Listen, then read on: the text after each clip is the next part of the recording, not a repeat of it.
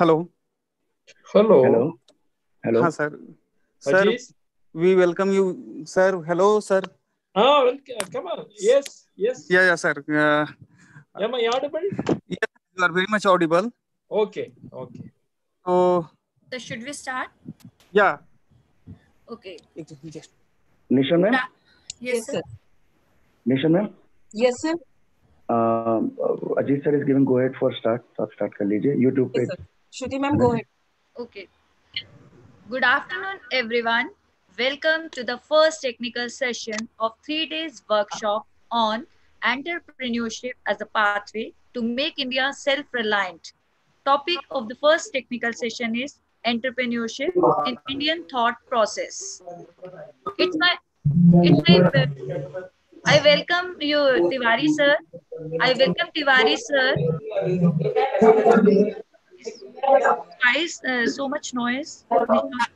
Everyone, please kindly keep your mic on the mute. Kindly unmute. Kindly mute your mic.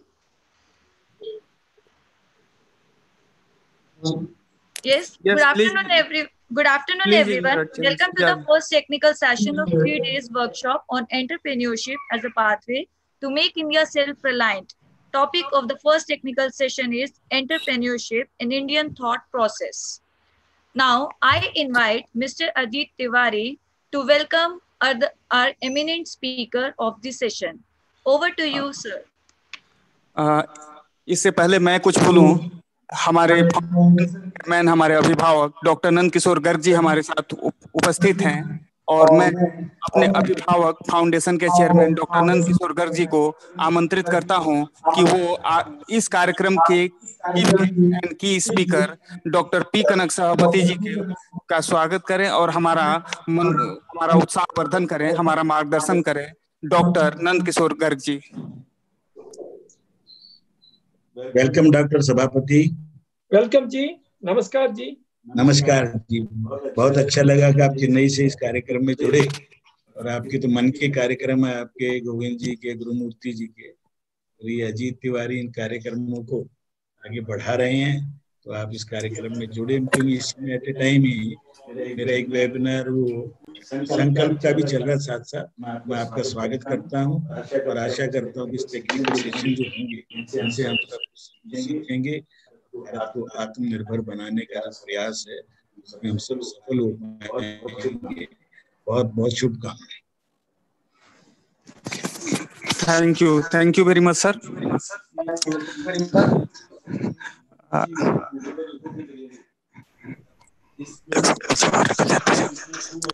Hello, am I audible? Yes, sir. Yes, sir. Yes, sir. Okay. So before our eminent speaker, chief guest key speaker for this session, Dr. P. Kanak Sabhapati ji will start his speech. उनसे पहले मैं दो शब्द उनके बारे में और इस सेशन के बारे में कुछ बोलना चाहता हूं। डॉक्टर पी कनक सभापति जी रिनाउंड इकोनॉमिस्ट हैं, सोशल थिंकर हैं, फाइनेंशियल एनालिस्ट हैं। डॉक्टर पी कनक सभापति जी ने एक बहुत ही फेमस बुक लिखी है, Indian model of economy, business and management, जिसमें इंडिया अपने इंडिजिनस प्रैक्टिसेस से, इंडिजिनस इकोनॉमिक थिंकिंग से, इंडिजिनस मैनेजमेंट प्रैक्टिसेस से, indigenous community business, cluster business and entrepreneurship models create करके कैसे विश्व का सबसे समृद्ध राष्ट्र बना है, बहुत ही बखूबी विस्तार पूर्वक उस पुस्तक में चर्चा की गई है। और डॉक्टर पी कनक सभापति जी की विशेषता यह है कि ना सिर्फ इन्होंने एक थॉरो रिसर्च वर्क उसमें प्रेजेंट किया है, बल्कि अपने जीवन का बहुत लंबा समय अपने उस रिसर्च को प्रैक्टिकली, मतलब अपने जो दर्शन है, जो अपनी फिलॉसफी है, उसको यथार्थ रूप में स्थापित करने में इनकी बड़ी भूमिका रही। यह डॉक्टर पी कनक सभापति जी इस देश के वरिष्ठ अर्थशास्त्री और भारत के एक बड़ी मेधा डॉक्टर एस गुरुमूर्ति जी के साथ, उनके सानिध्य में इन्होंने कई सारे क्लस्टर बिजनेस पर काम किया है, जिसमें एक बहुत ही फेमस एग्जाम्पल है गुजरात का काइट इंडस्ट्री। एक समय में गुजरात की काइट इंडस्ट्री करीब 300-400 मिलियन, नहीं मतलब मैं डेटा मिस कर रहा हूं, मुझे एग्जैक्ट डेटा भी ध्यान नहीं आ रहा है। बहुत ही छोटी शैशवावस्था में थी गुजरात की काइट इंडस्ट्री, और उस पर डॉक्टर पी कनक सभापति जी ने अपनी टीम के साथ काम किया। और उस इंडस्ट्री को पार्टिकुलरली उस पर काम करने का परिणाम ये हुआ कि विद इन 3 इयर्स वो इंडस्ट्री 36,000 करोड़, 36,000 करोड़ की इंडस्ट्री बन के दुनिया के सामने आई। ऐसे ही डॉक्टर पी कनक सभापति जी ने वहाँ क्या कहते हैं, चेन्नई में, तमिलनाडु में 2-3 क्लस्टर पर काम किया और उसको एस्टेब्लिश किया। तो डॉक्टर पी कनक सभापति जी ना सिर्फ एक थॉरो रिसर्च वर्क के लिए जाने जाते हैं, बल्कि इनके द्वारा किए गए कार्यों के द्वारा इनको पूरे भारत में इनको एक विशेष स्थान प्राप्त है। आज का ये session Indian thought process in entrepreneurship, भारतीय उद्यमिता के संदर्भ में भारतीय सोच क्या है, भारतीय परंपरा क्या है, इस पर डॉक्टर पी कनक सभापति जी अपनी बात रखेंगे।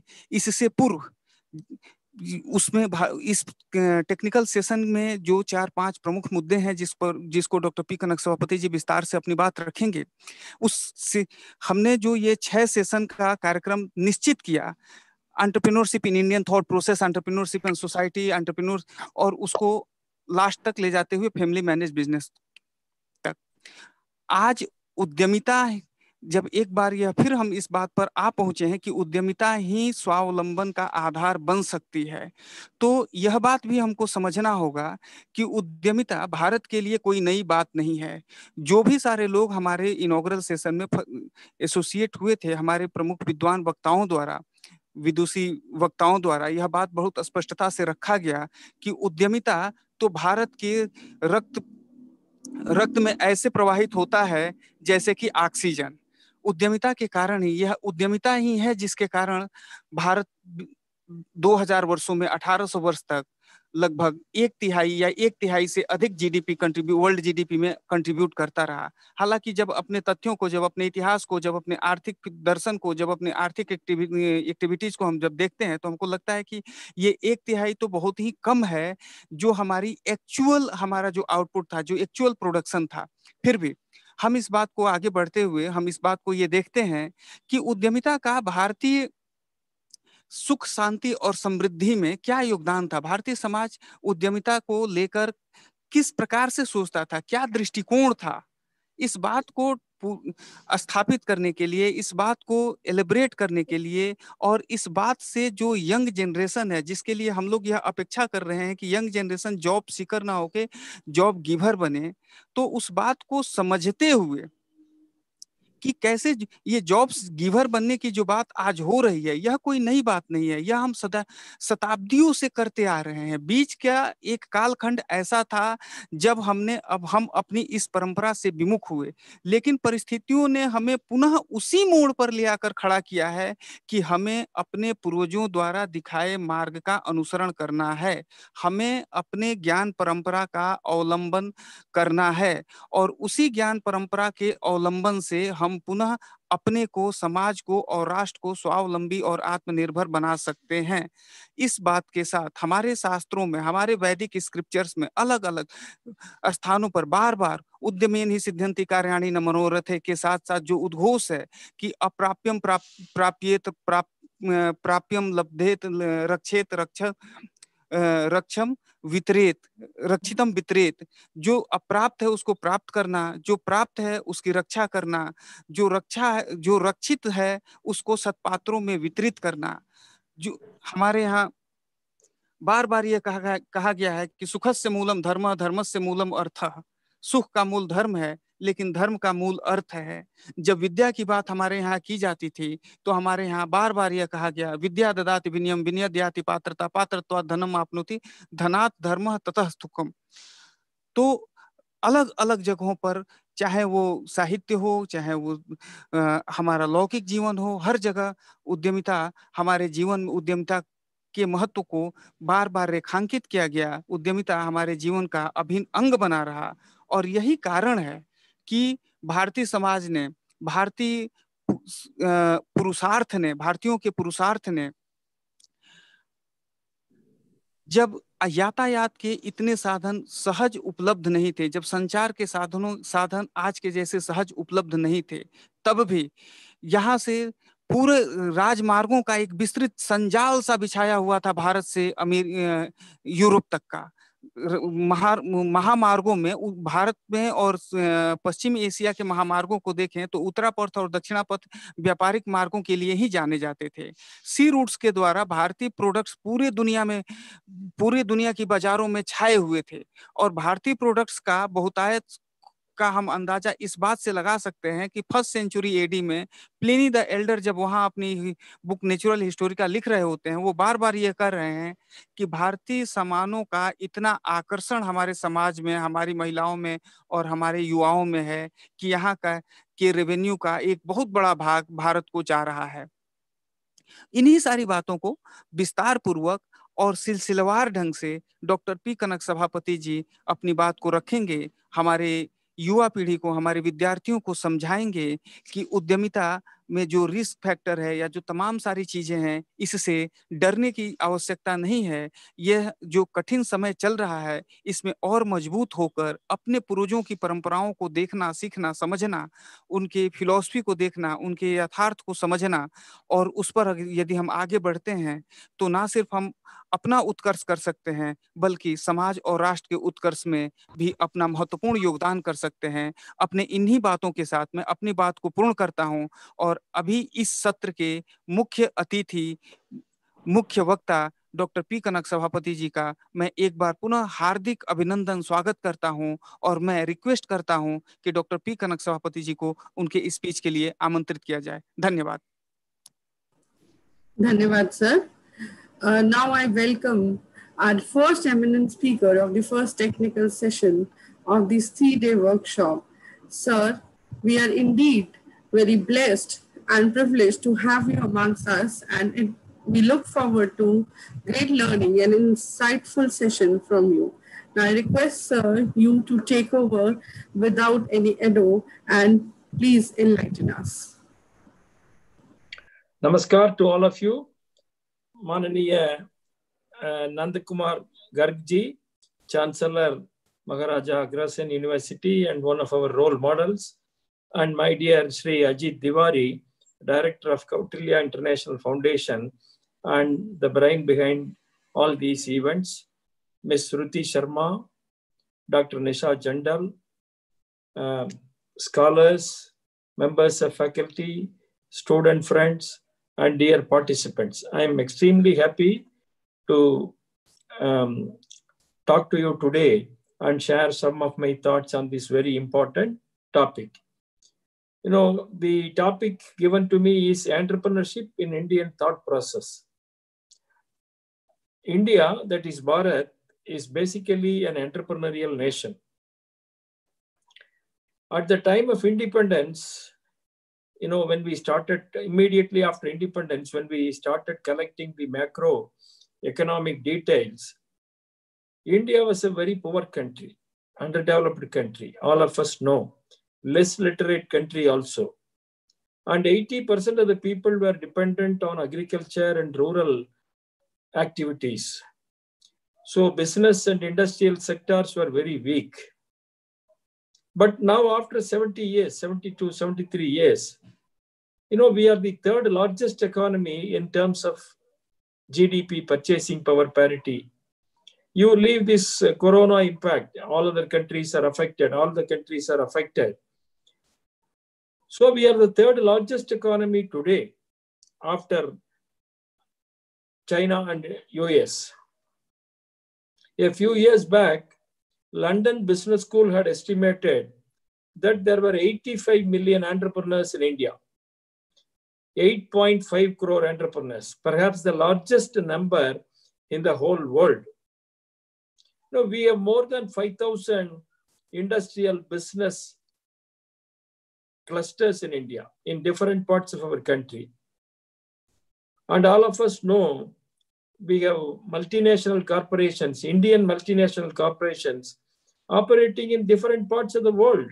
Tatas have become multinational. Many groups are there. And some of our MSME clusters like Surat, Tirupur in Tamil Nadu, Rajkot, Ludhiana. These clusters are operating at the international level. They have their business contacts, business points in many, many countries across the world. Not only that, today, in some of the areas, the international trade itself, business itself, is dominated by Indians. You take, for example, diamond business. The international diamond capital is in Antwerp, in a country called Belgium, European country. And more than 70% of the international trade, diamond trade, takes place through Indians, our own Jains and Patels. So this is how now we are dominating the global scene. And in India, the large 70 years of Indian economic progress is largely due to the native entrepreneurial abilities of our people. At the official level, if we see, immediately after independence, Indian establishment opted for a socialistic approach. So as a result, our entrepreneurial initiatives were curbed. People were not allowed to move beyond a point. These difficulties were there for about 35 plus years. And even after that, early 1990s, when socialism failed everywhere, Indian policymakers again opted for a Western methodology called this globalization. Again, it was not completely suitable for us. So as a result, our MSME sector had to suffer. Agricultural sector had to suffer. But in spite of it, India has been progressing. This is the point. So for about 60 plus years, in spite of the wrong approaches at the policy making level, India has been progressing. That is the reason why from about 3.5% growth, we have increased our growth rate. Of course, growth rate by itself is not very, very important because it has its own limitations. But we have grown as a nation in different directions economically. This is basically because, this entrepreneurship is in the thought process of Indians. Bharat is not just another country. It's a civilization, ancient civilization, perhaps the longest living civilization in the whole world. A civilization, any civilization for that matter, cannot continue unless there are strong economic fundamentals. So Indian civilization, Bharatiya civilization, could not have survived and flourished for thousands of years without economic fundamentals. So that means our economy, our businesses must have been strong. Of course, we have details now. All of us know that if you take the business history of India, entrepreneurial history of India, at least for about 5,000 years, we have details. Harappa and Mohenjo-daro in the north were the commercial cities, exclusive commercial cities. Commercial cities could not have come into existence unless there were a lot of commercial activities. So they were international commercial cities. And if you see in the southern part of India, Madurai, for example, was a big commercial city thousands of years back. So in different parts of our country, we see the commercial cities. That means businesses must have flourished. One Dr. Agarwala, P.N. Agarwala, had written as to how in the last 5,000 years, Indian businesses have flourished. And of course, we had to face difficulties in the last 300, 400 years. So India has a very long business history. Very long history. Now, many Western universities especially are taking up studies with regard to the Indian businesses, Indian entrepreneurship before the birth of this common era. We are now in the 2020th year of the common era. So now how are things earlier? These things are coming out now. You may be interested to know that the modern corporate form of organization was in existence. Similar form of organization, corporate organization, originated in India, and it was in existence for several centuries. And now recent studies show that the modern type of corporate form of existence, in those days it was called Srini. Srini was there at least 2,800 years ago, and there were hundreds of Srinis. Similarly, there were partnership organizations before 2,000, 3,000 years ago. That means different types of organization, business organizations were in existence. So unless there were entrepreneurship, strong entrepreneurial activities, these forms would not have come. And now comparisons are going on between, the types of organization that we had 2,000, 3,000 years back and the modern corporations. One professor, Vikramaditya from India, he is a professor in America. He has compared the modern US corporations with the ancient Indian corporations, namely Srini. And he says that the ancient corporate form of organizations were much superior to the modern Western corporations. Because whenever we think of corporate organizations, then we always have a belief that Western corporations are superior. So he compares these two things and says, in many ways, our own ancient corporate form of organizations were superior. So that means entrepreneurial activities must have been very strong, widely spread, etc. Otherwise, different types of organizations that we know today could not have existed 2,000, 3,000, 4,000 years back. So this is an important fact that we have to understand. So for Bharat, for India, the entrepreneurial activities were nothing new. In fact, Sage Vidura said, self-employment is the best status in life. So our ancient traditions, you see any literature, whether it is Hindi, Sanskrit, Tamil, there are abundant literature available which show that our ancestors emphasized largely entrepreneurial activities, self-employment kind of activities. These self-employment kind of activities combine the advantages of both the modern so-called communism and capitalism. Here in the case of self-employed activities, the owner himself or herself is the main employee. It is he or she who runs the activity. So he is the owner as well as the performer. It combines the virtues of different types of modern economic theories. So our ancient tradition always employed entrepreneurship and then self-employed activities. So as a result, we were a very pioneering nation in different business activities. We all know how India was superior exporter, large exporter for thousands of years till the Britishers came and destroyed us. And even highly technical entrepreneurial activities like shipbuilding, we were the pioneers. We remained as the pioneers for thousands of years. That means our people were highly skilled, capable, and facilities were there. The study of ancient texts also show us that, there existed close relationships between the educational institutions and the industry bodies. In fact, there were earlier a form of associations called guilds. These guilds were performing the role of industry association. They also trained people for the industry as such. So, in fact, it was the nodal point for connecting the industry associations, different associations, not just industry, even other artistic work, etc.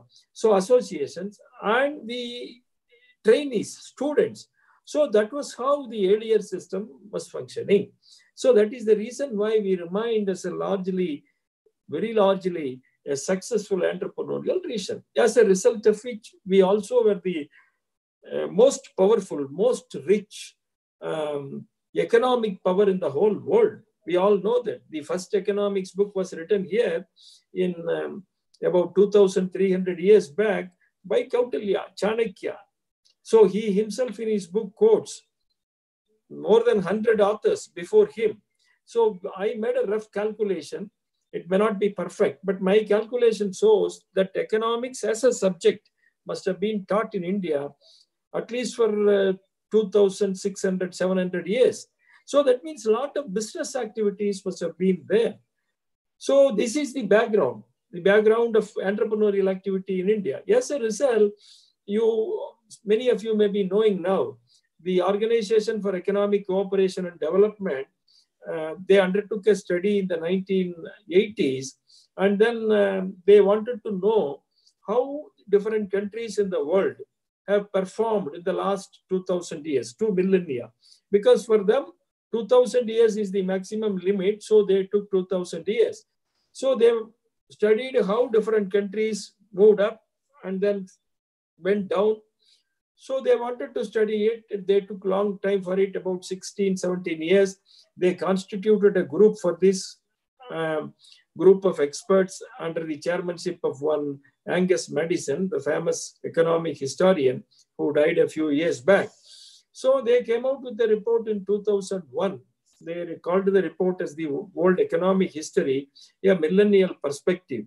The report clearly said that during the beginning of the Common Era, that means 2020 years back from now, India's contribution to the global GDP was 32.9%. Almost 1/3 of the GDP was contributed by us. We were the world's richest nation, most powerful nation at that point of time.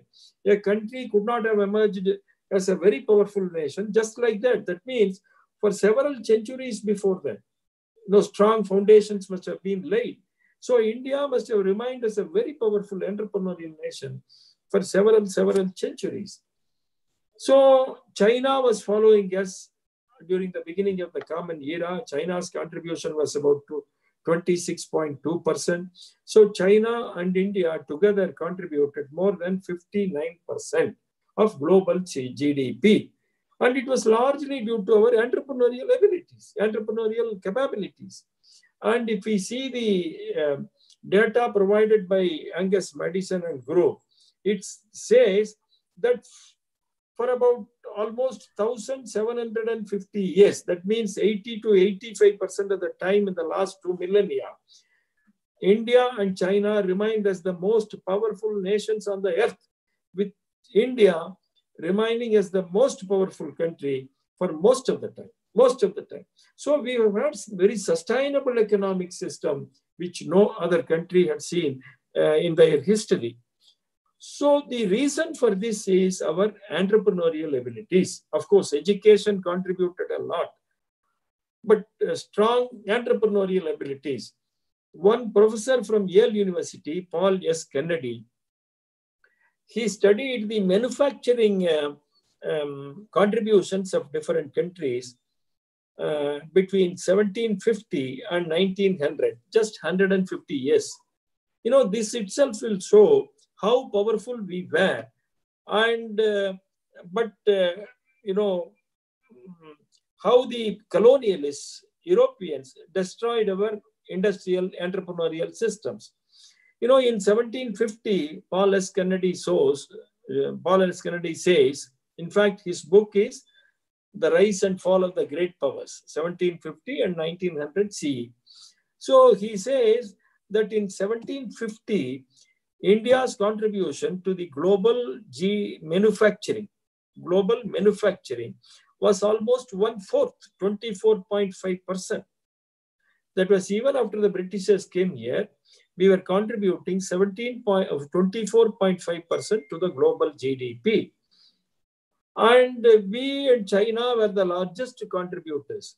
At that time, the contribution of Europe, England, was about 1.5%. And America, 0.1% or 0.2%. But after 150 years, just 150 years, 1750, 1900, by 1900, Paul S. Kennedy says our contribution fell down to 1.8 or 9%. So from 24.5%, our contribution came down to less than 2%, just 150 years. But at the same time, British's contribution, England's contribution increased 10 times from 1.9% to almost more than 18%. So this is how our economic systems, entrepreneurial systems were destroyed by the colonialists, especially the colonialists. We all know for about 1,000 years our systems were dominated by outsiders, invaders for a long time. But after the entry of Europeans, it is they who systematically destroyed our entrepreneurial systems. And this is just one example from the details provided by the Western economist himself. So, our entrepreneurial systems were completely destroyed by the Britishers. We all know how there are many stories as to how the textile industry of India was destroyed. We all know the fingers of our own weavers in Dhaka, Bengal region, were taken out by the Britishers because they did not want our textiles to go and dominate the world. Just now, Ajit was mentioning about Pliny and all. There is a story. There was an instance, not story, instance.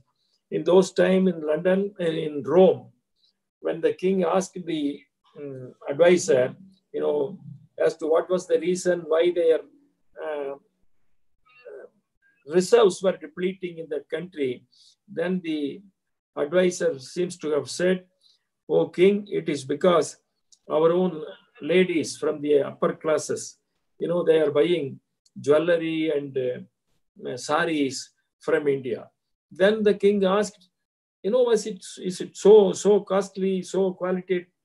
Then he said the reason. He says the reason, because of the highest quality of textiles from India, people in Rome always used to buy saris and textiles items from India. So such was our significance. We always remind us a powerful nation in textile exports, especially in certain segments, including textiles. But completely they were all destroyed here. Similarly, our industries were destroyed. I don't have time, otherwise I would have explained. The Britishers completely destroyed our industries by levying high taxes and, allowing imports to come in and disturbing our own exports, restricting our own exports. So as a result, our industrial sectors were almost completely destroyed. Our entrepreneurs were not allowed to function. So this is the problem. And some of us may be knowing, our own ancestors, they had established their own native systems of financing, native systems of doing trade, business. And our governments, our states in the earlier period, ancient periods, they were all helping the businesses to grow. So as a result, all infrastructural facilities were taken care of by the successive governments. There were earlier highways, national highways connecting South India to North India, East India to West India. There were these highways. So they were all completely disturbed during the British period. So as a result of which, our entrepreneurs had to suffer. And we had our own native financial systems. Hundi was a system. Earlier to that, there were better systems, but they were all completely disturbed. So this is how our entrepreneurial abilities were curtailed.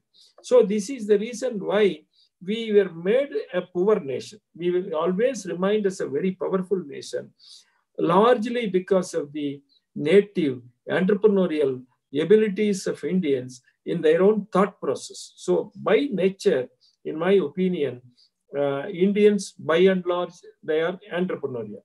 But this was curtailed, disturbed, as a result of which, our industries suffered, our manufacturing suffered, our agricultural suffered, even our education system almost destroyed. So as a result of which, we were made poor. That is the reason why at the time of independence, as I said, we were a very poor country. And because the industrial and business sector suffered a lot, people from these different industries, they had to move to villages for their livelihood. That is why more concentration of people in villages depending on agriculture and rural activities. Of course, now there are many details, data available for this from British records, as to how in the 19th century they destroyed the native handlooms and other items, very many items. So as a result of which our entrepreneurs had to move out of their vocation. So this is how we were made a poor nation.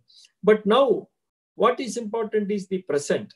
The present position is that, as I mentioned to you, at the time of independence, we were a poor nation. But today what is happening is that, we have already emerged, we are emerging as a very powerful nation because of our native entrepreneurial abilities. Some of us, we are involved in this kind of studies for the last 25 plus years. We go to different parts of our country and then study these clusters, especially clusters, industrial, business, and agricultural clusters. And we get enormous information as to how the entrepreneurial thought is there in the thought process. In fact, it is dominating the thought process of Indians. I'll just give a few examples. Surat was a very, very ordinary town 50 years back. Ordinary town. In fact, people, when the diamond business started, people from Saurashtra region, they were not having enough water in their area. It was a drought-prone area.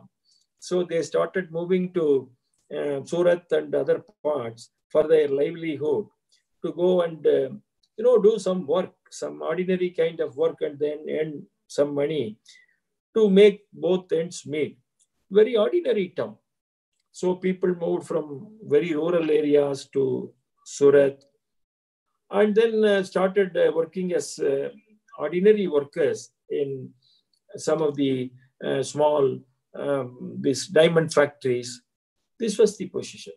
But today, what is the position? Today, Surat, if you see, is known at the international level. We all know that out of every 11 diamonds cut in the world, 10 are cut in India. 10 are cut. So more than about 90% of the diamonds are cut in India. And Surat and Ahmedabad, of course, there are other centers like Morbi, but these are the two large centers, and Surat plays a very, very dominant role. So some 4 or 5 months I was there. Before I was there, we regularly go and meet the entrepreneurs there. Last year, turnover of Surat diamond business was 80,000 crores. Just one city, 80,000 crores. How was this possible? Due to hard work. The local people, through their hard work and their native entrepreneurial abilities, enormous business wisdom, they work hard. They contribute everything to the business. The entire family works as a unit. And they get the support of the society also. So as a result of which, in the last 40, 50 years, now Surat has become a very important city, industrial city in India. So last year, 1 year turnover was just 80,000 crores. And there is another business, important business in Surat. I met the top textile people also. So you may be knowing that today, Surat is the largest wholesale center for textiles, especially saris. So when I was asking them, what was your turnover last year? They said, sir, it was 90,000 crores. And the third day, we met some of the people who are doing other businesses apart from diamond and these textile businesses. So roughly we estimated the turnover would be around 30,000 crores. So even if you take these two businesses, if you take textiles, and then diamond. One city, two businesses, annual turnover 1,70,000 crores. If you take other businesses also, another 30,000 crores roughly. So it is 2 lakh crores, only one city. So how is it possible? Completely due to the entrepreneurial abilities of our people. So like this, there are several entrepreneurial clusters here. There are about more than 5,000 to 6,000 industrial business cities, big and small. May not be as big as Surat, but big and small. There are several entrepreneurial cities built by the local people themselves. Local people in Punjab, Jalandhar, or Amritsar. In UP, if you take Agra, Kanpur. So different cities, different Tamil Nadu, if you come to the south, there are several cities. Sivakasi, which is known for firecrackers, or Tirupur. Maybe every Indian knows because we wear the banians made by them. So throughout our country, we have hundreds and thousands of clusters like this. They are all built by the local people. No outside support, not even government support in many cases, built by the local people. So as a result of which India has grown, and India is growing even today. So huge entrepreneurial activities are going on. Huge entrepreneurial activities are going on. I was mentioning about Sivakasi. The Sivakasi again was a small place. Some 80, 90 years back, it was a small place. There was no business activity. In fact, it was not even considered suitable for agriculture because they had only salty water. Two persons. They decided to do something. They wanted to start on their own, some business. So one of their relatives suggested, why don't you go and learn business in Wimco company in Kolkata in those days, before independence. It happened in the 1920s.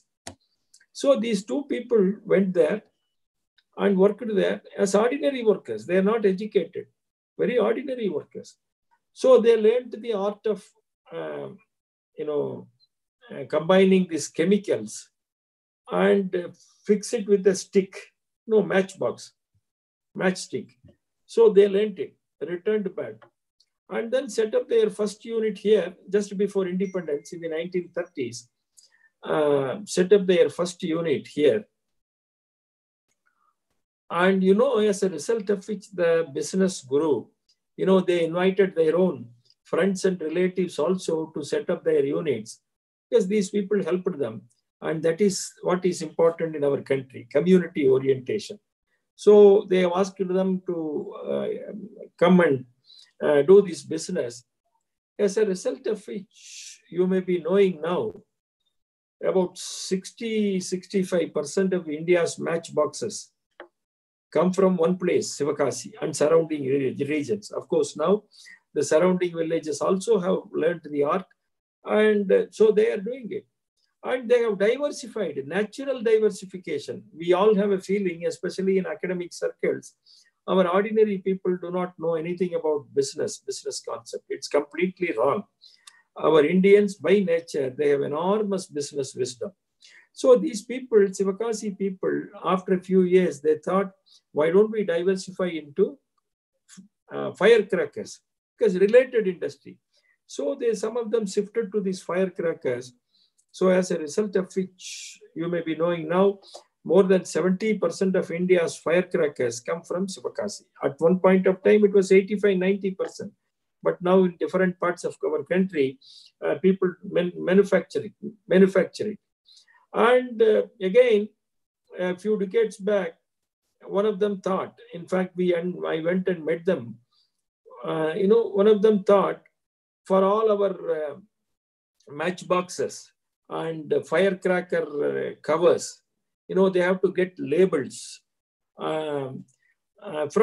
they were earlier getting from Mumbai and Chennai.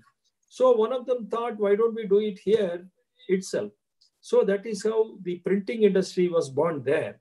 And you will be surprised to know now about 30%, 25 to 30% of India's sophisticated offset printing works take place there.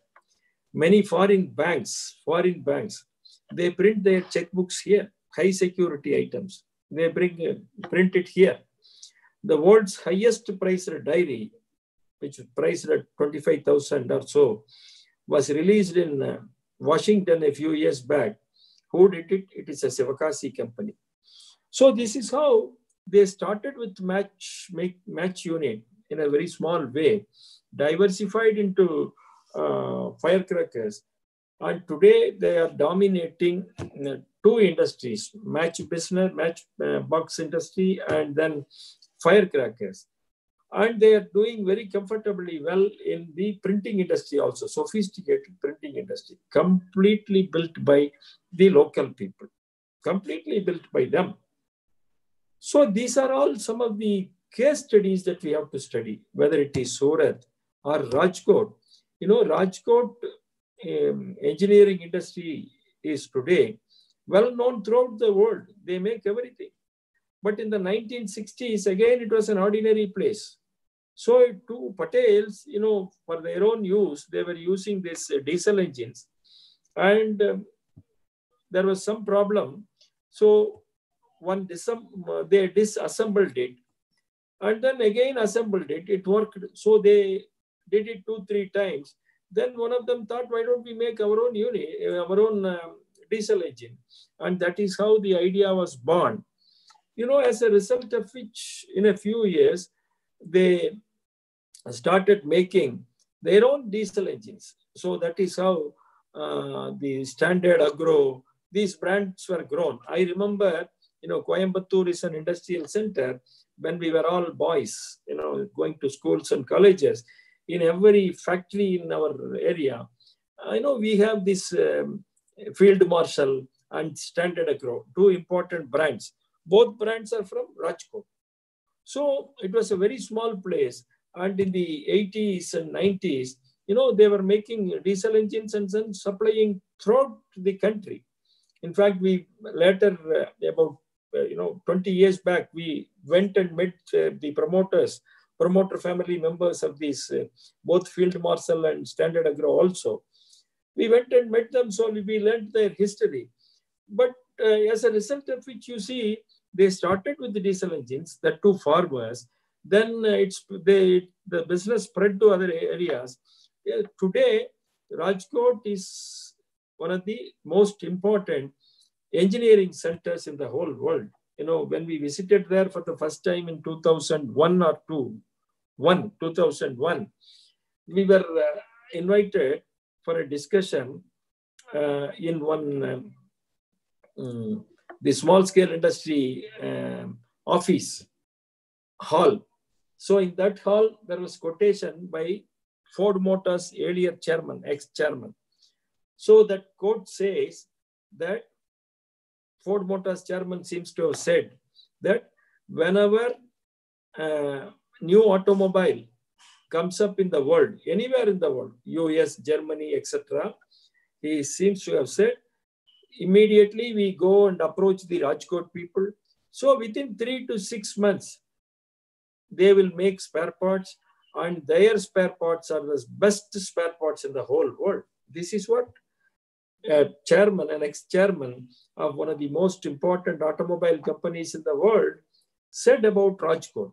So these Rajkot people, by nature, they are highly entrepreneurial. They make everything. Some of you might have seen it.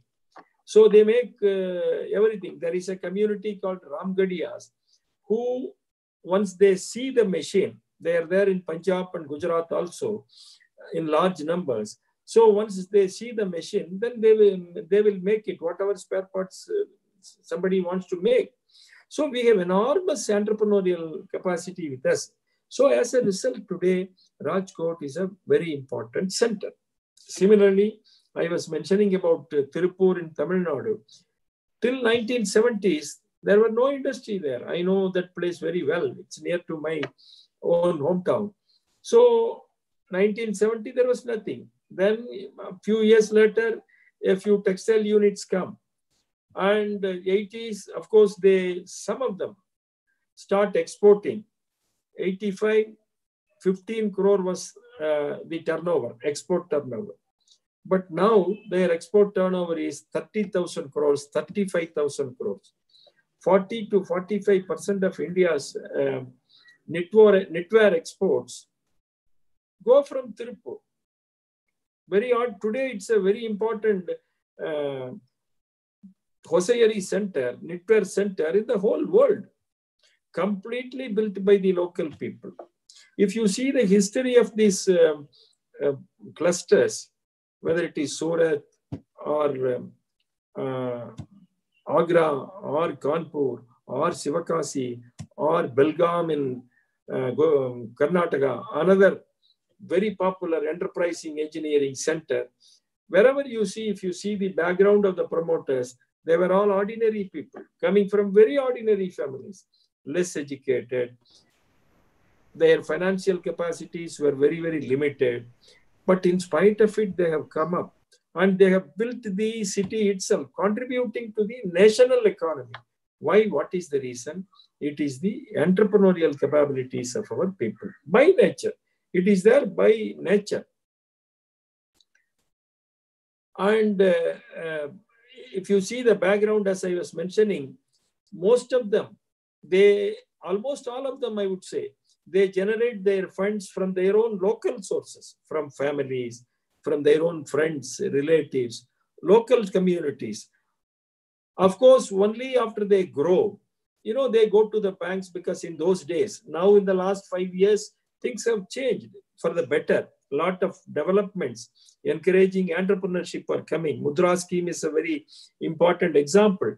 But before that, they small people especially were not encouraged. So as a result of which, during the initial periods, they had to mobilize funds on their own.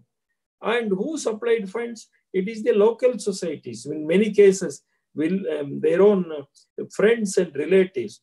When we were meeting the Rajkot entrepreneurs in 2001, many of them said, "Sir, we come here, learn business for 4 or 5 years.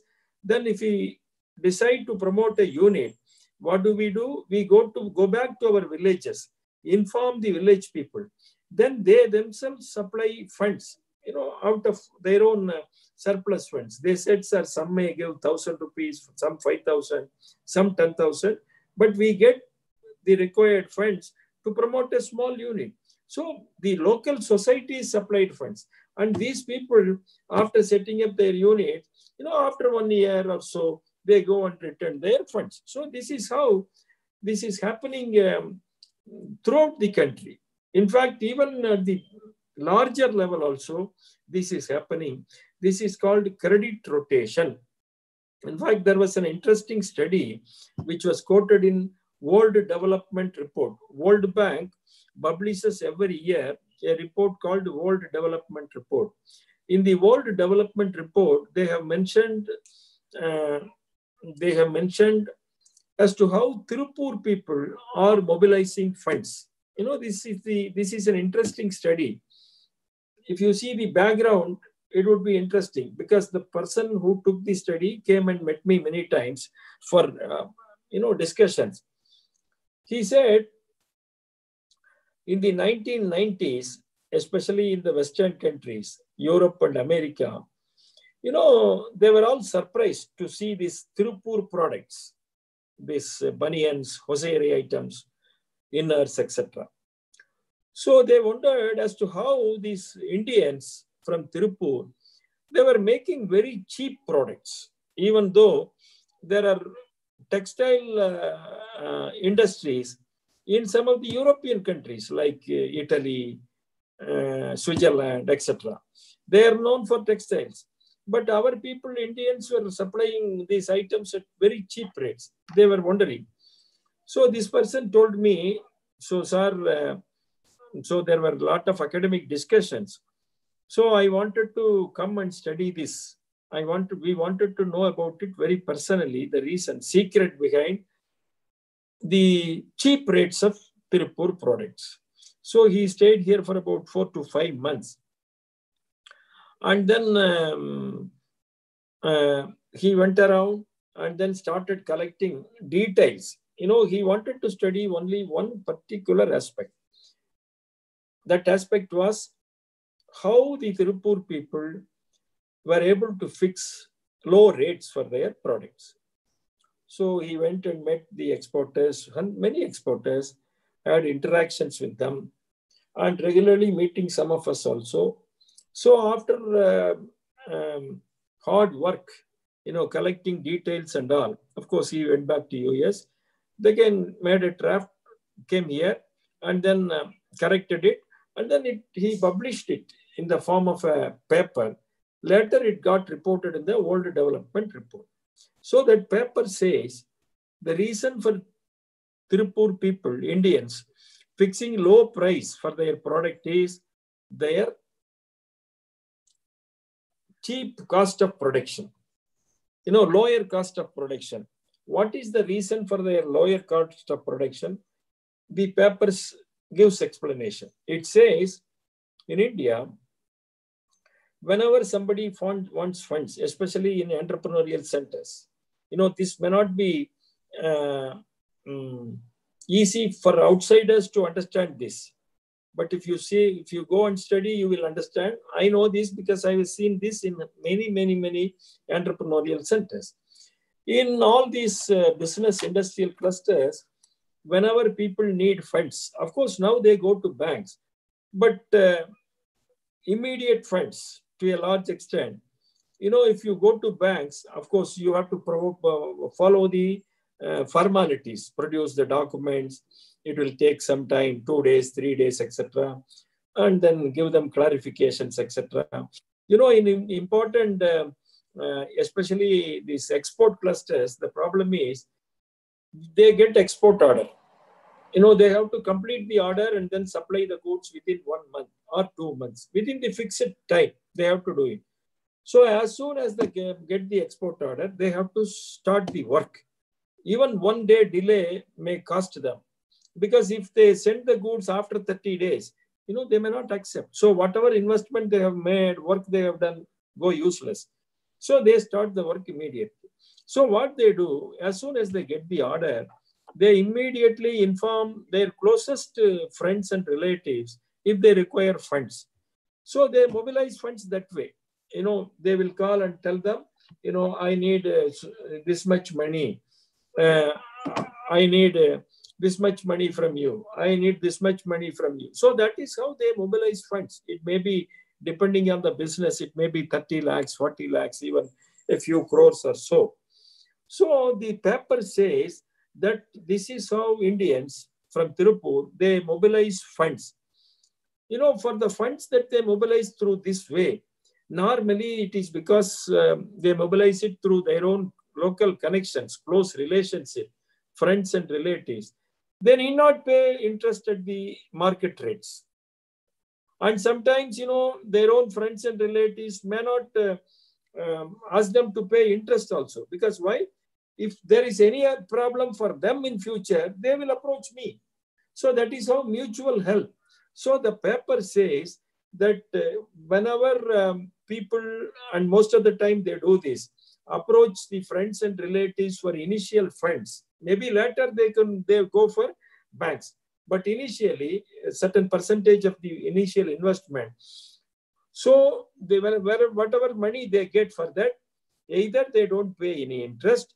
Even if they pay interest, they don't pay at the market rates. That paper also says in countries like America, if you want loans, even if you get it from your own acquaintance, unless they are very, very close, you have to pay interest at the market rate, because that is an individualistic society, market-based society. But in India, it's a relationship-based society.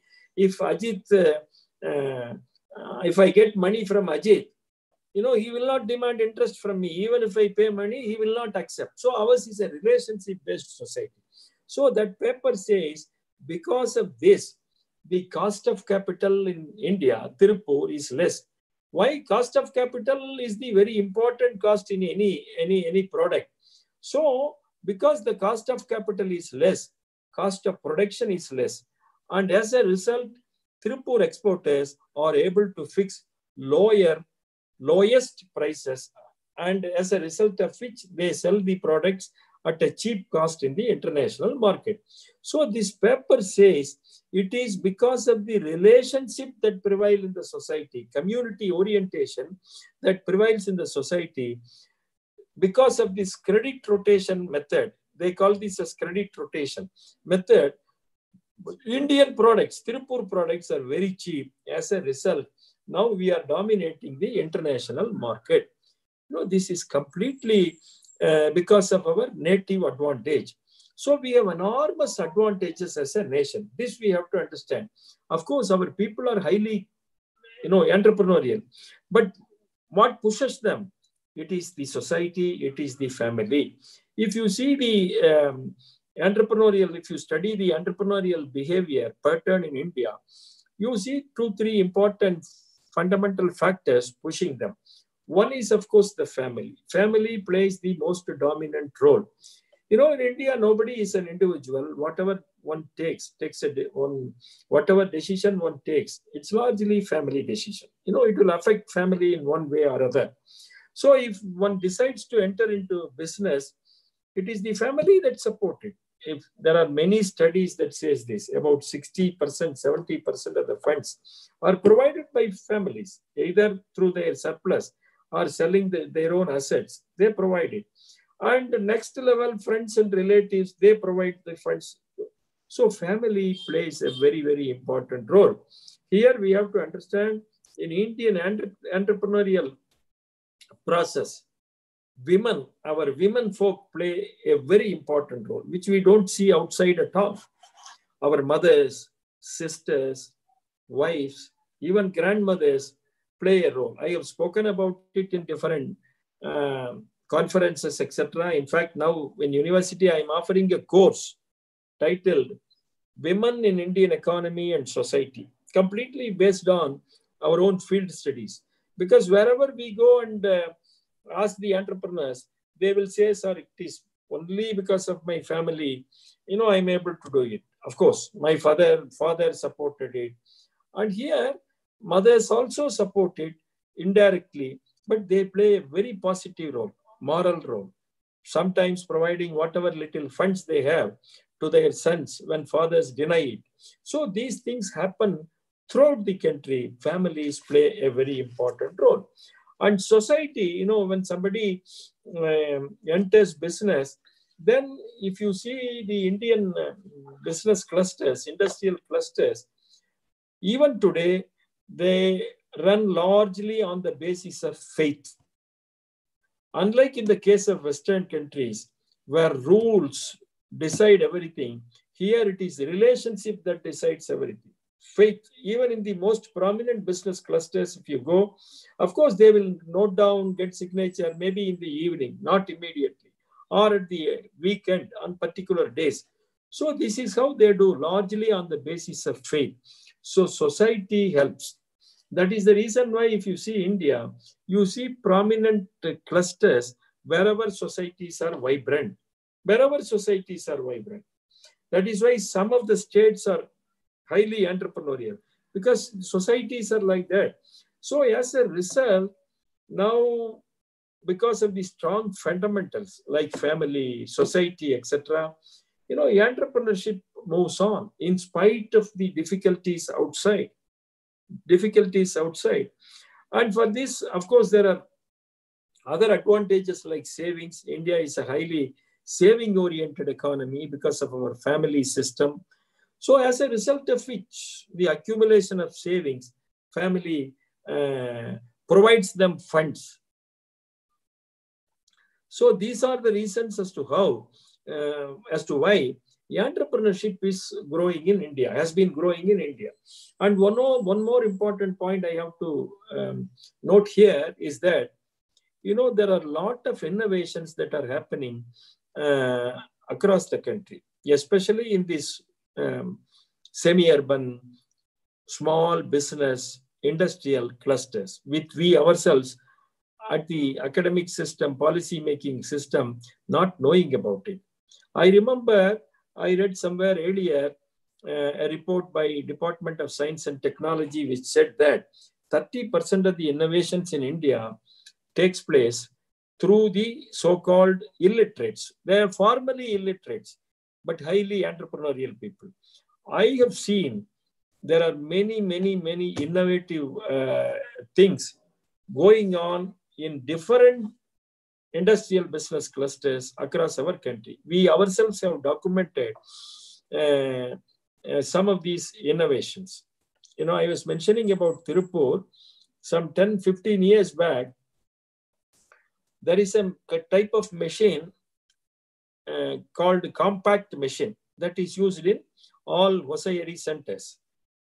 These machines are required because after the product is made, whether it is banian or innerwear, that product has to go through that compact machine. It is basically to remove the shrinkages. So earlier, till about 15-16 years back, there was only one American company, multinational company, that was supplying these machines throughout the world. A youngster from Tirupur, you will be surprised to know, 3rd standard educated. He saw the machine in a particular exhibition. Every year exhibition takes place here, industrial machines. He himself was working in an engineering factory, small factory. So he thought he could make a better machine than that. The cost of that machine was 1.20 crores, 1 crore 20 lakhs at that time. So this boy saw that machine and thought, we can make a better machine. He did not have money. Of course, middle class family. His father has some lands and money, but when he approached his father, he said, you don't have brothers, you have brother and you have sister to marry. So I cannot provide funds to you to start a business. We cannot take the risk. You continue to work wherever you work. But he wanted to do something. So he goes and approaches his mother. I was mentioning earlier, like, most of our mothers in India, she also had a separate account. She was rearing 2-3 cows. So she used to sell cow milk. So she had some 30,000 rupees at that time, 17-18 years back. So she gave that money to her son and said, this is what I have. You have to manage with this, but do something. But because you are so much interested, even when father is opposing, I am giving this money to you. With that seed fund, he started doing. And, within 2 years, he made a machine.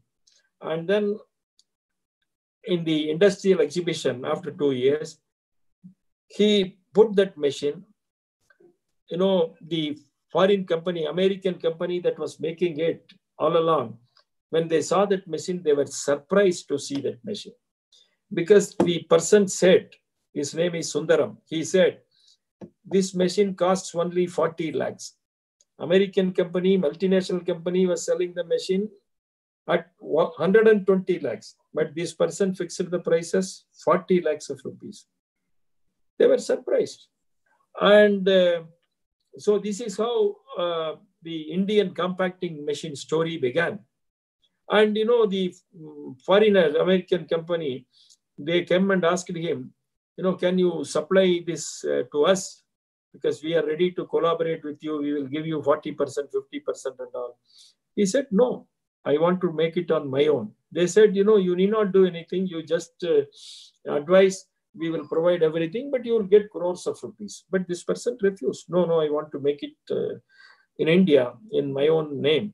Then they asked him, what is your brand name? He did not know that machine needs to have a brand name. So he went and discussed with his friends and then gave a brand name, Nova. So that is how the story. Today, as a result, within a few years, he threw out the American multinational company out of India, out of our own neighboring textile states, countries like Nepal, Sri Lanka, Bangladesh. His company became the major producer, only producer, manufacturer. And he was manufacturing, supplying, not just within India, in the neighboring countries also.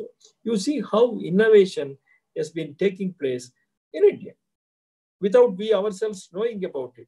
So as a result, now lot of developments are happening. I remember in Harvard Business Review, our former CSIR Director General Dr. Mashelkar and late management professor from Harvard, he is an Indian, C.K. Prahalad, they wrote an article on innovation, innovations comparing different countries of the world.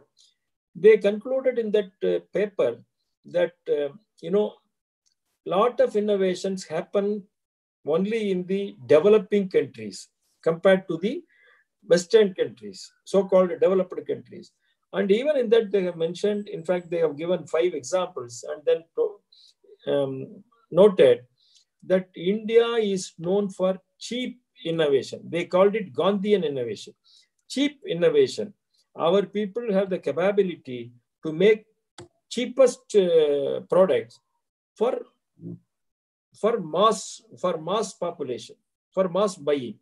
No, this is what they have mentioned. But we have seen in our studies everywhere, this is what is happening. We all know now how this word jugaad has entered the technical directory, international directory. Lot of innovations happen. So this we have to understand. As a result of which, all the fundamentals, the point that we have to understand here is that why so much of entrepreneurial activities taking place here, it is largely because of our cultural traditions, culture, our family system, our social orientation. So this is because of this, precisely because of this, we are re-emerging as a powerful nation, largely because of our entrepreneurial capabilities. It is in our thought process. It is there in the thought process of most Indians. So that is the reason why, if you see now, in fact, many educated people are also entering these businesses, but largely earlier during the initial periods, 60s, 70s, 80s, it is the less educated people with enormous business wisdom, entrepreneurial ability. They have entered the business and they have succeeded, making our nation to move forward. And as a result of which, we are moving in a very good direction. Here, I want to emphasize one more point, that as a result of the entrepreneurial abilities of Indians, as a result of the strong fundamentals that we have, we have what we call our own models, our own methods. Earlier Ajit was mentioning Indian models, our own entrepreneurial models. This we have studied in different places, different parts.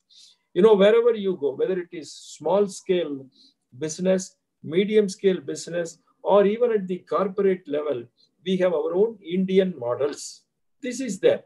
I was mentioning to you about Surat, about Sivakasi, Tirupur, Rajkot. These are all Indian models, completely built by our own local people. There is no foreign investment here. We have so much of transactions going on in all these places. No foreign non-foreign investment. Completely funds are mobilized by our own people.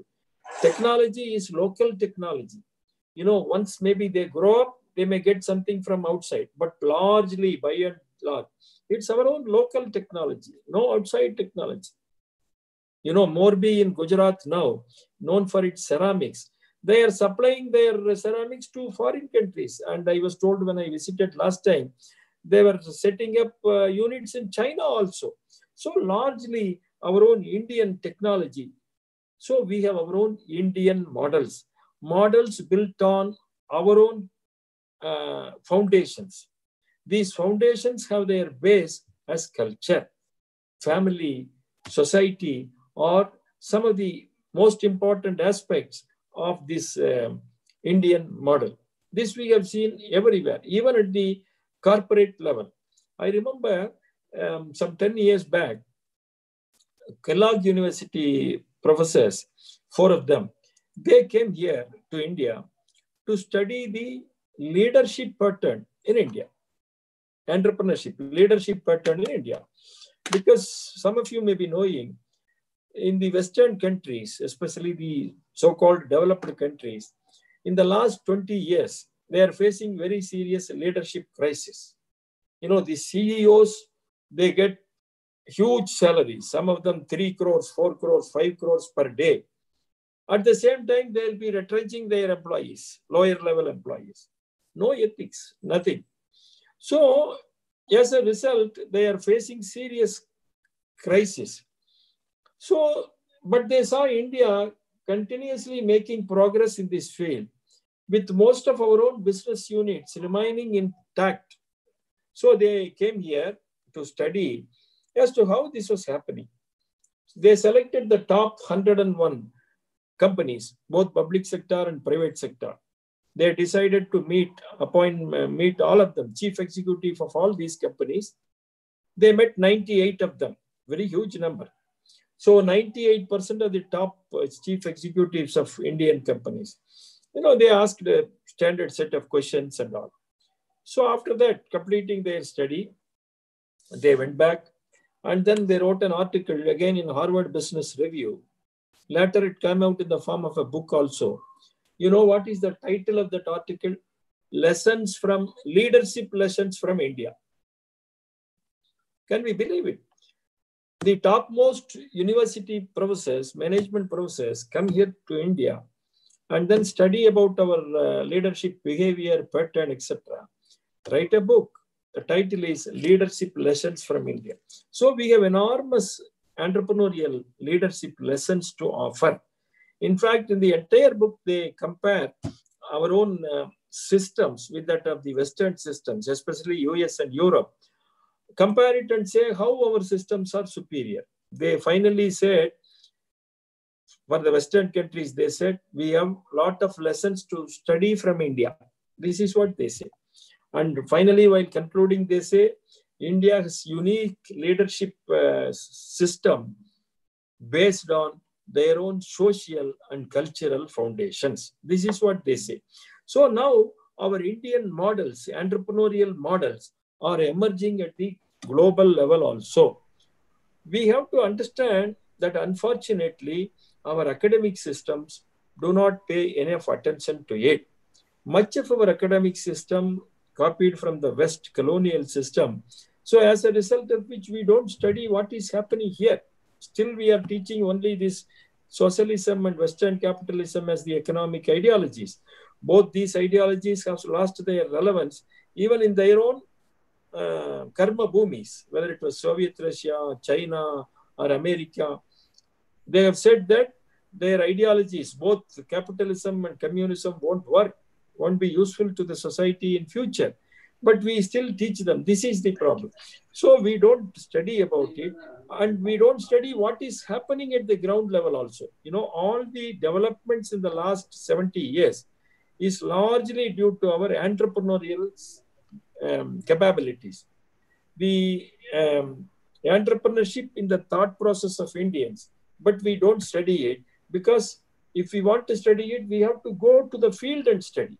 So in that connection, I will say that the new national education policy announced by the government is going to change things for the better, because from standard 6th, you know, they are going to offer this vocational education. Not only that, there's going to be close connection, interaction between the educational institutions and the local industries, societies, from the school to the college level, university level.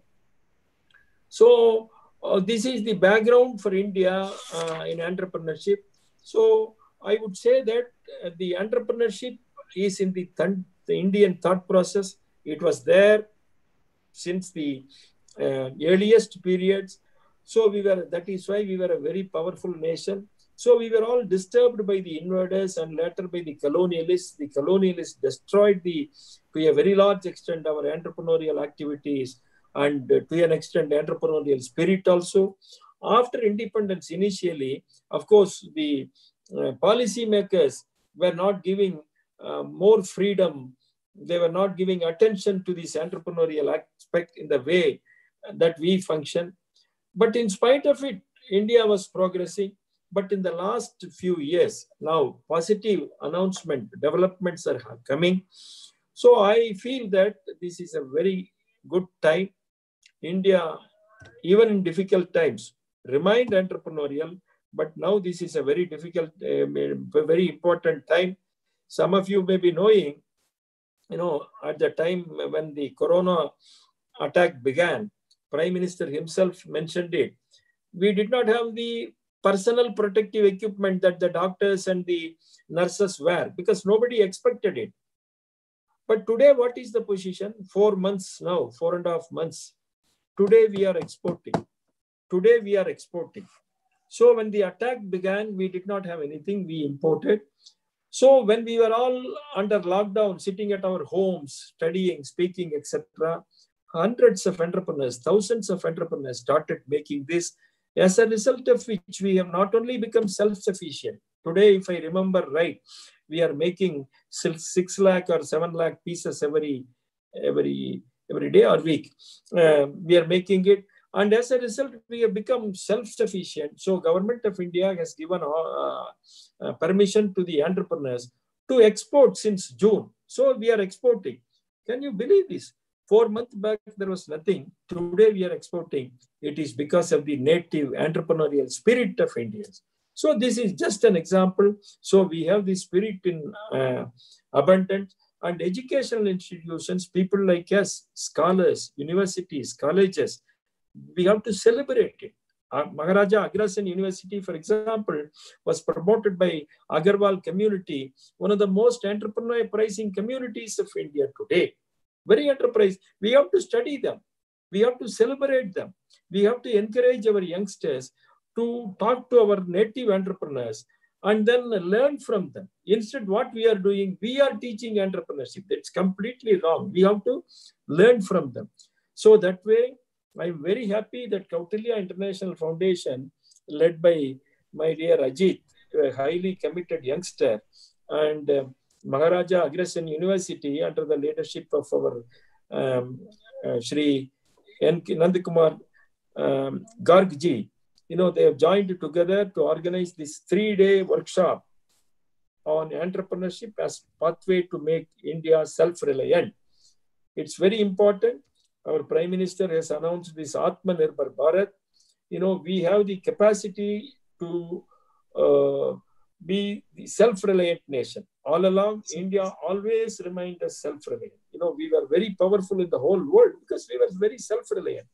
And all these problems started only in the last few hundred years.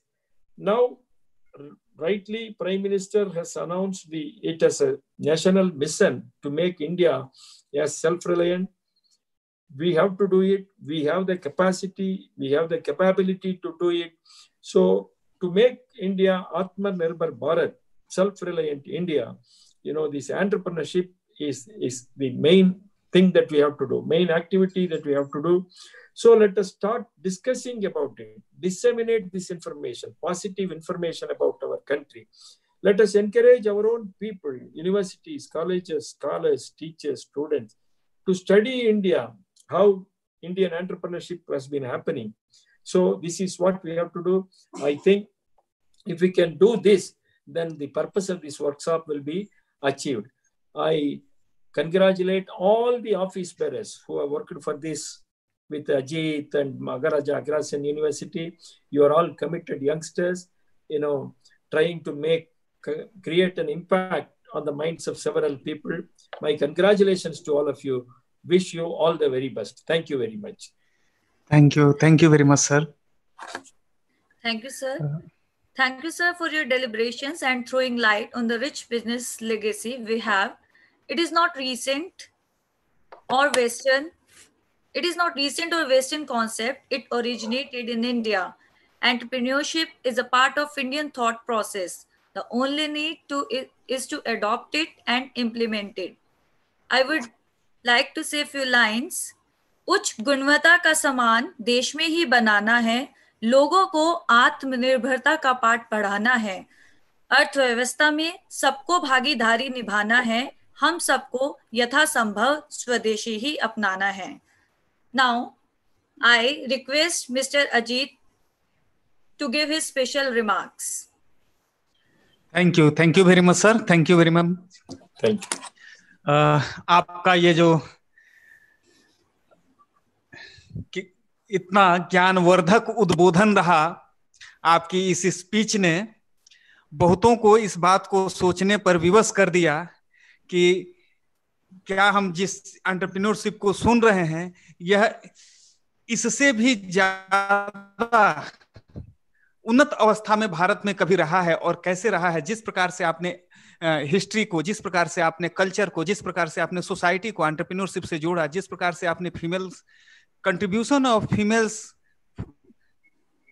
हमारी जो समृद्धि में उनका महिलाओं का योगदान है जिसको आपने एसोसिएट किया, ये सबके लिए बहुत ही ज्ञानवर्धक, उत्साहवर्धक रहा। दो तीन चीज इसमें सर मैं आपको दो तीन बात बोलना चाहूंगा, इसके बाद मैं क्वेश्चन आंसर्स के लिए भी लोगों को आमंत्रित करूंगा। Sir, you said Indian model of leadership.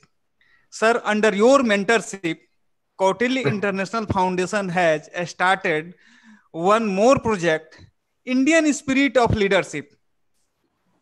And जो भी लोग अभी जितने भी पार्टिसिपेंट्स हमारे साथ जुड़े हुए हैं उनसे मैं एक बात शेयर करना चाहता हूं। डॉक्टर पी कनक सभापति जी कौटिल्य इंटरनेशनल फाउंडेशन के one of the founding mentors हैं सिंस इट्स इंसेप्शन। इनका डॉक्टर पी कनक सभापति जी का गाइडेंस, मेंटरिंग, ब्लेसिंग हमें मिलता रहा है। डॉक्टर पी कनक सभापति जी का एक कोर्स है Indian model of economy, business and management. ये कोर्स IIM बेंगलुरु में 12-15 वर्षों तक पढ़ाया जाता रहा। एक famous management professor and economist रहे प्रोफेसर आर वैद्यनाथन जी के द्वारा। ऐसे ही IIT मुंबई में शैलेश जे मेहता बिजनेस स्कूल में सर का course Indian model of economy, business and management पिछले 10 वर्षों से अधिक से पढ़ाया जा रहा है। और हम सबके अभिभावक तुल्य और इस देश के noted scholar, renowned scholar Shri S Gurumurthy ji स्वयं उस कोर्स को वहां पढ़ाते हैं, लेते रहे हैं। अभी शायद 1-2 साल से शायद नहीं ले रहे होंगे क्योंकि इधर उनकी व्यस्तताएं और बढ़ी हैं। और यह सर का यह कोर्स महाराजा अग्रसेन यूनिवर्सिटी द्वारा यह अनाउंस किया जाने वाला है। बहुत जल्दी ही इस पर इन प्रिंसिपल सारी चीजें रेडी हो चुकी है। कौटिल्य इंटरनेशनल फाउंडेशन, इस मतलब ये हम सौभाग्यशाली हैं कि हम इन सारी चीजों को लेकर सामने आ रहे हैं। सर, बहुत बहुत धन्यवाद आपका। इससे पहले कि मैं और समय लूं, मैं इस सत्र में इंट्रोड्यूस करना चाहता हूं कौटिल्य इंटरनेशनल फाउंडेशन के एंटरप्रेन्योरशिप सेल के चीफ हैं mister Ramesh Kumar ji. Mister Ramesh Kumar ji associate professor हैं दिल्ली यूनिवर्सिटी में, एंटरप्रेन्योरशिप के प्रोफेसर हैं दिल्ली यूनिवर्सिटी में। वो कुछ क्वेश्चन उनके पास है, वो कुछ क्वेश्चन पूछना चाहते हैं सर आपसे। और रमेश कुमार जी के पास के बाद मैं और लोगों को भी इनवाइट करता हूं, अगर किसी के पास कोई क्वेश्चन हो, कोई कुछ पूछना चाहे तो सर से पूछ सकता है। Thank you. Thank you, Ajit ji. Thank you very much. Good afternoon, sir. I feel I am blessed to be the part of this session. It was wonderful. Sir, I am a student of entrepreneurship. I'm exploring this area. Especially, I'm researching in the area of social entrepreneurship. So while I was exploring this, I got to know this term social entrepreneurship is emerged or came into existence in late 80s. And yes, Western literature, they claim to be the founder or the father of becoming the social entrepreneurship. But am I audible, sir? Yes, yes. Yeah, okay. But the concept and the philosophy of social entrepreneurship is in India, it's since ages, since civilization, inception of civilization. Sir, could you please put some light on the philosophy and concept of social entrepreneurship in India? Please, sir. Yes. You are right. In fact, social entrepreneurship has been here in existence for thousands of years. If we go to villages even today, we may see, all villages joining together and then creating their own infrastructure. Once in a month they meet and then take up these ventures. This is one example of social entrepreneurship at the grassroots level. So there is nothing new for India. In fact, the entire subject, including entrepreneurship and all, if we study the textbook, it says, it has come from the West. So they will give the definition, they will fix the rules and all. So it is time for us to learn entrepreneurship, understand entrepreneurship from our own native Indian perspectives. And then we have to start writing about us. So because, we don't concentrate on those things, our own universities and educational institutions, they are coming and teaching to us. Of course, if some good things are there, we can take it from them. So, as far as the social entrepreneurship is concerned, it has been here for several centuries, for thousands of years. So you are very right. Thank you.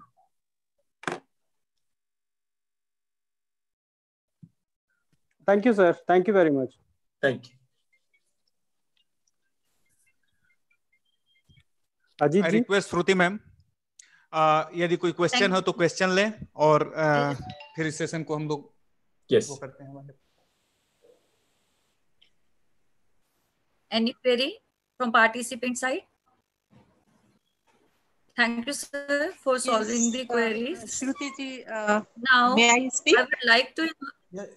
Yes. May I ask a question, please? Yeah, sure. Yeah, sure. Yes.